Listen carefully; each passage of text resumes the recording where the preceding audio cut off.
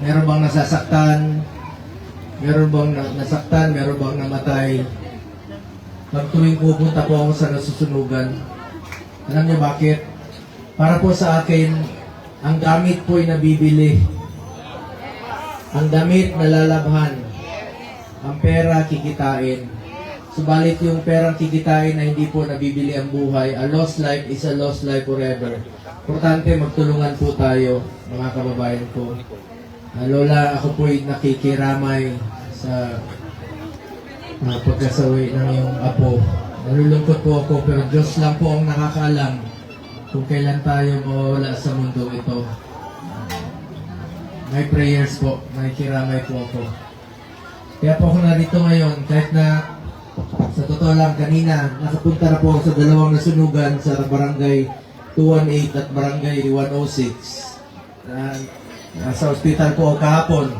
Pero pinilit kong lumabas kanina at bumalik ulit sa ospital bago ako pumunta ngayon dito para po makatulong sa inyo. At hindi ko po matiis na natili doon sa ospital habang kayo rito nangangailangan po ng tulong. Kaya po ako pumunta rito.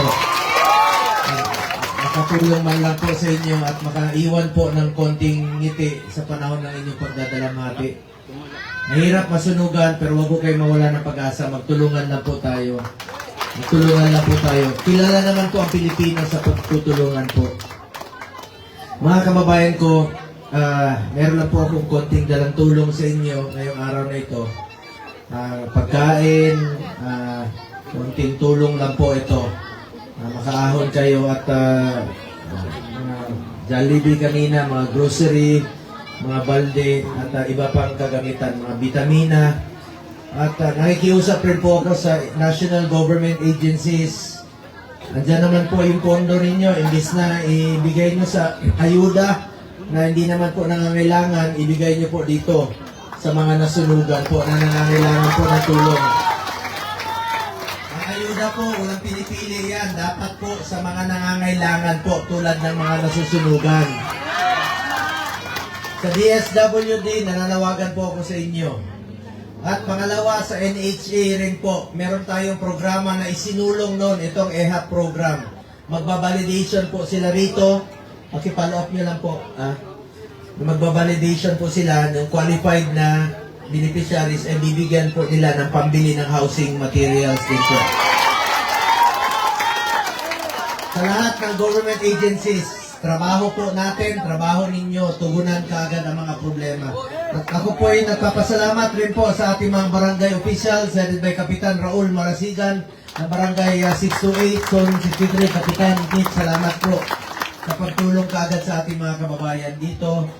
Full support po ako sa mga barangay officials. Isa lang po ang pakiusap ko sa inyo, huwag pabayaan yung mga kababayan nating mahirap at yung mga nasunugan po. Tugunan kaagad natin ang pangangailangan po. Nandito rin po ang ating mga kagawad, Kagawad Doksha Marasigan, Kagawad Joven Cornista, Kagawad Cory Escobedo, Kagawad Efren Villalos, Kagawad Jerry Ranis, at ang ating mga opisyal na mga Police Lieutenant Mario Lising, lahat po, Roxanne Estrada, Social Worker Head ng Manila, lahat po ng daycare workers, volunteers, sa lahat ng tumulong, maraming salamat sa inyo lahat. Nandito rin po si Action Agad Jade Hamolod, ng Malasakit at Bayanihan Party List. Palakpakan rin po natin. At ang ating congressman ng One Tahanan Party List, ang kanilang programa po ay ang kanilang susulong yung mga housing program po ng ating mga kababayan. Congressman Nat Udocado po. Palakpakan rin po natin. Mga kababayan ko, yun na po, no? Meron na po akong dalang konting tulong sa inyo. Mga vitamins, pagkain, grocery packs. May bola rin po ako. Huwag kayo mag-alala. Kanina may humingi ng bola. Lahat kayo, may bola. Lahat kayo. So, yung staff ko, Jason, pamigay nyo na yung mga bola sa kanila mamaya. At saka mga damit, no? Mga t-shirt, at saka mga jacket. Mga gamit ko rin po yung jacket. At yung NHA, mag-assessment po sila rito. Mga kababayan ko, kanina po may lumapit sa akin. Papasalamat sa mga programa, sa mga tulong. Huwag ko kayo magpasalamat sa akin. Sa totoo lamang po, ako po ang dapat magpasalamat sa inyo dahil binigyan niyo po ako ng pagkakataon na makapagserbisyo po sa inyo. Maraming salamat po sa inyo lahat. Salamat po sa taga Maynila. Salamat sa mga kababayan ko. Ginawa niyo po akong numero 1 na senador sa buong Pilipinas. Salamat po sa inyong suporta. Hindi ko po sasayangin yung tiwalang binigay niyo po sa akin. Magtatrabaho po ako para sa Pilipino. Sa abot ng aking makakaya, magsaserbisyo po ako sa inyo. Ngayon, chairman po ako ng health. 3 po ang aking naging prioridad. Malasakit Center, Super Health Center at Regional Specialty Center. Meron na tayong 167 na malasakit center sa buong Pilipinas. Batas na po yan, isinulong natin noong 2019. Bago pa naging batas yan, isinulong ko na. 2018 pa, sa Cebu pa yan noon. Nagkaroon po ng 33 na malasakit center sa buong Pilipinas na pinagbuklod po ang 4 na ahensya ng gobyerno sa loob ng isang kwarto, sa loob ng hospital, yung PCSO, DOH, DSWD at ang PhilHealth para tulungan po ang ating mga kababayang Pilipino. Yan po ang malasakit center. At naging batas po ito noong 2019. Salamat po sa mga kasamahan ko sa Senado at Kongreso. Ang importante rito, para sa Pilipino yan. Ano bang kwalifikasyon ng malasakit center? Basta Pilipino ka, qualified ka po sa malasakit center. Karapatan nyo po yan. Pera nyo po yan. Ibalik po sa inyo sa mabilis na paraan. Yan po ang malasakit center.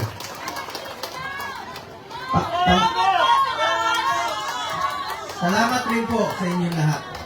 Mga kababayan ko, pangalawa, Super Health Center. Iba rin po yan sa malasakit center. Pwede po dyan yung panganganak, dental, laboratory, x-ray. Dyan na po yung konsulta ng PhilHealth. Dahil lahat ng Pilipino, membro po tayo ng PhilHealth. At tututukan ko po ang PhilHealth para sa Pilipino. Galit po ako sa PhilHealth dahil sobra-sobra ang pera nila. Habang naghihingalo yung mga pasyente, walang pambayad. Habantayan ko po ang PhilHealth para sa Pilipino.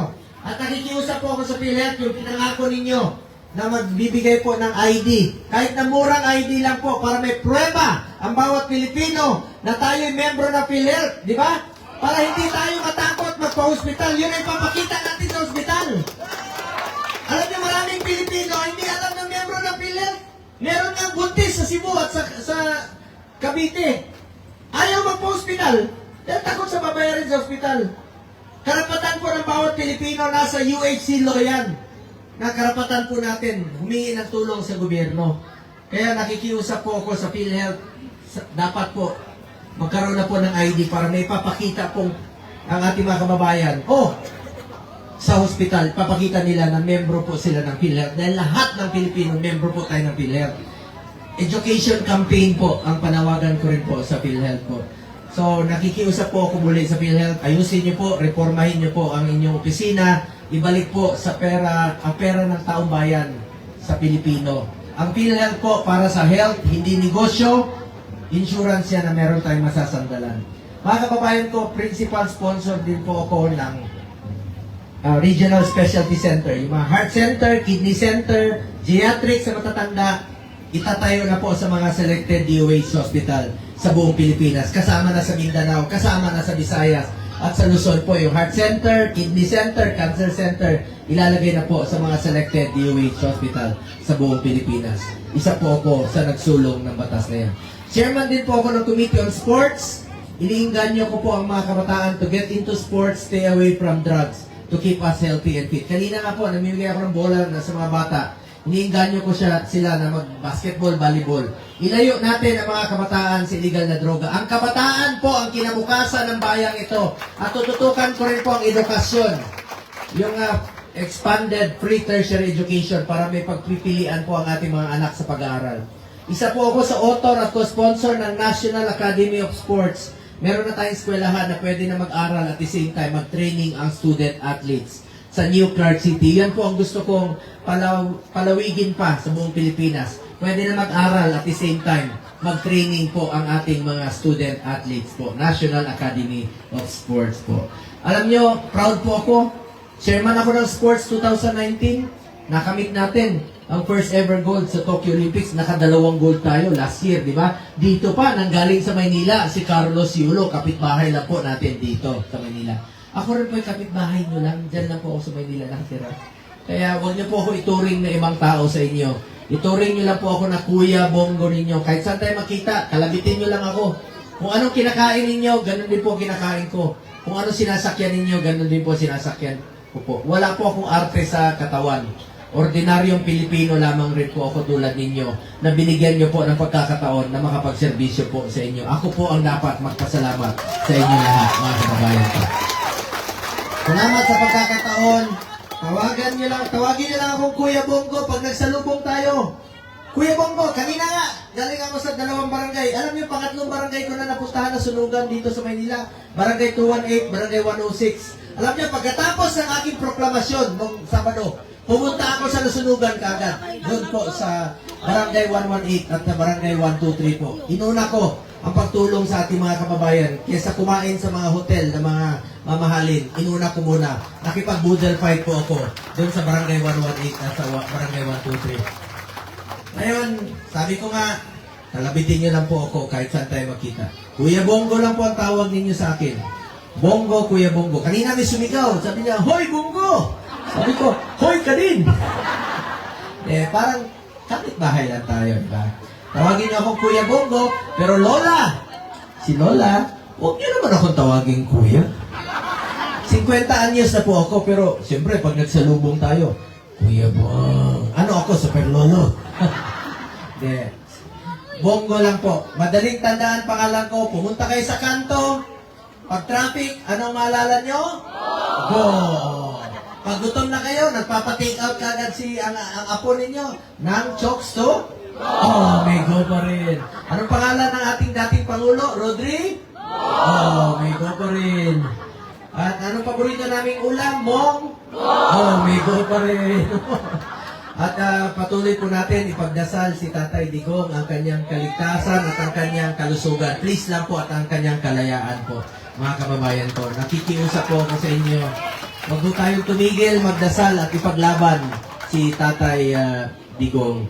At gaya po ng sinabi ko kanina sa una, kung sincere po ang ating Pangulo ngayon sa reconciliation kay Duterte family, ako po'y nakikiusap, kung sincere ka, ibalik mo muna si Tatay Digong dito. Kung kaya mo ipadala ng 14 na oras si Tatay Digong, kaya mo rin ipauwi rito sa lalong madaling panahon. Matanda na po si Tatay Digong, 80 years old na po siya. May mga karamdaman na po siya. Dito po siya dapat sa ating bayan. Gusto na lang po niya manungkulan sa Davao bilang mayor at nanalo po siya, mayor ng Davao City. Patuloy po nating ipaglaban at ipagdasal si Tatay Digong. Maraming salamat po sa inyo lahat, mga kababayan ko. Ngayon, mga kababayan ko, madaling tandaan ang go. Anong tawag sa mahilig sa alak? Laseng? Hoy, mga lasenggo, huwag kayong magmaneho pag nakainom. Delikado yan. Ako na naman maalala nyo pag kayo ay na... Kita nyo? Madaling tandaan. Anong paborito nating araw? Ling! Kita nyo? Wala na si Philip Salvador, umuwi na. Dito yun kanina. Alam nyo ba anong paborito hotel ni Philip Salvador? Salamat po. Mga taga Maynila, salamat po. And of course, congratulations kay Mayor Isko at Vice Mayor Chi Atienza sa inyong pagpanalo. At salamat sa inyong pagkakataon na makapagserbisyo muli sa loob po ng susunod na 6 na taon po sa inyo. Hindi ko sasayangin yung tiwalang binigay nyo. Magtatrabaho po ako para sa Pilipino. Dahil bisyo ko ang magserbisyo sa ating mga kababayang Pilipino po. At meron lang po akong paalala sa inyo, sana po'y maalala ninyo sa mahabang panahon. Minsan lang po tayo dadaan sa mundong ito.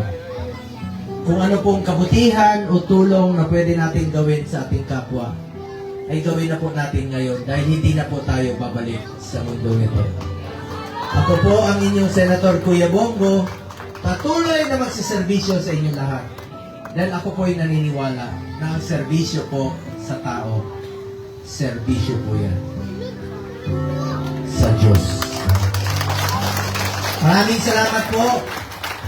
Mga pinamahal kong kababayan, mahal na mahal ko kayong lahat. Maraming salamat po.